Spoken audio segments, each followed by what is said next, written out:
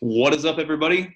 We're ready for another Tip for Tuesday with Brett and Brian. Brett, again, we're continuing with our just a series on tools for the wholesaler tool belt we got going on here. And today we're going to be talking a little bit about, it's not necessarily a tool, but it's something that every tool or every wholesaler needs to have along with them, and that's the team.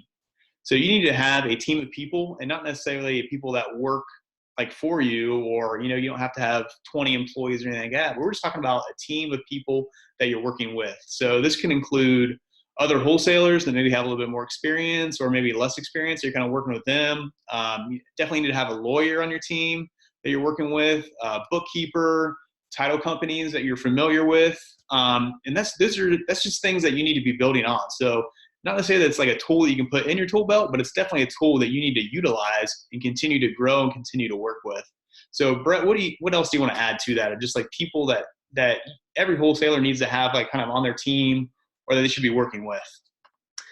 Yeah, thanks, Brian. Yeah, so I think that building your team is crucial, and I think that if you wait until something arises and you have some problem to solve to start trying to fix that and then building your team, it's too late. So I think you have to do that from the very beginning.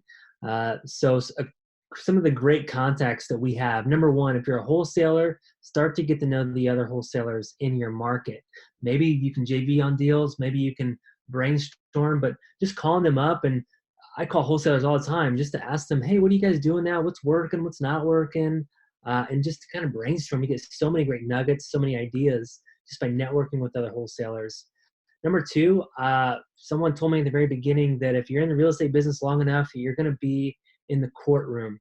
And that doesn't necessarily mean you're going to get sued or anything like that, but it might be an eviction. It might be just some paperwork or some documents that you need to get from an attorney. So having an attorney, I think, is crucial, because you're going to have questions that you're going to need to ask an attorney, whether it's document, title questions, eviction questions, tenant questions, something like that. So I think that's crucial. I think another contact that is crucial is having some sort of handyman, someone that can, fix something if you have something happen on one of your houses, or clean out a house, or put a lockbox on a house, or take a picture of a house. There's service companies out there that can help with that. So having someone to help just with the actual house and the managing of that house. So those are a few contacts. We have plenty of others as well. But I think Yeah, I mean, there's tons of people that you're just thinking of, like you need, boots on the ground of some kind. If you're out on a date with your wife and something happens, you need to have somebody that can actually go out to the house and things. It doesn't necessarily have to be a handyman, but just somebody that takes care of stuff, because that stuff's gonna happen. right. Somebody else that I'll add to your team as well is get used to the people that run the local RIAs and meetups.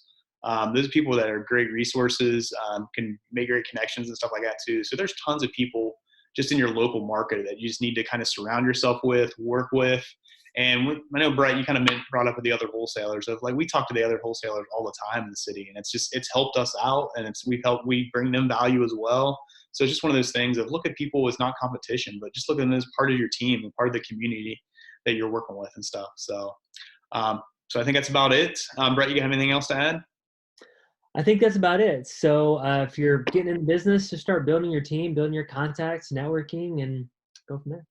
Awesome. Sound good, guys. We will see you next week with another Tip for Tuesday.